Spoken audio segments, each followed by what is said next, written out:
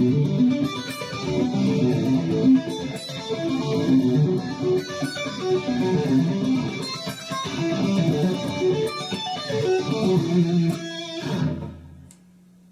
there, Max Rich with Totally Electric Guitars.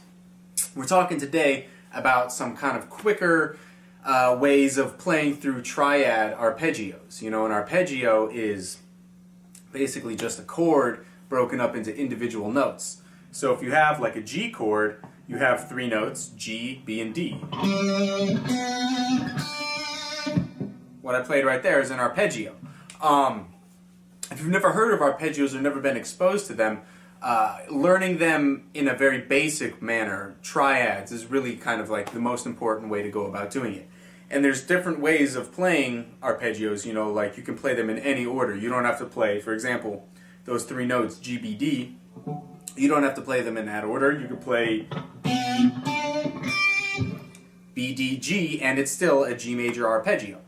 So what I'm going to show you today is a little quicker way of kind of ascending through these arpeggios, and descending as well, but in a manner that kind of spreads out in a rather larger shape, and it's easier to kind of fly through at quicker speeds.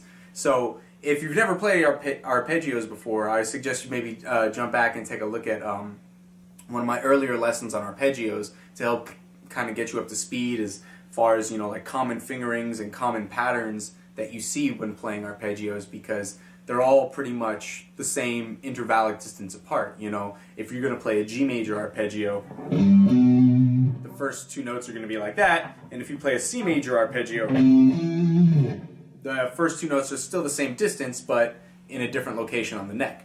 So these kinds of things really come into effect when you're playing and you're improvising in a solo, and you want to kind of outline the chord changes. You know, even if you're playing jazz, or if you're playing, you know, prog rock, or if you're playing fusion or something, you know, it's really common to outline the chord changes by playing arpeggios. So the lesson today is a quick way of getting through just triad arpeggios. You know, most of the time more advanced players like to play seventh chord arpeggios, minor 7, major 7, dominant 7.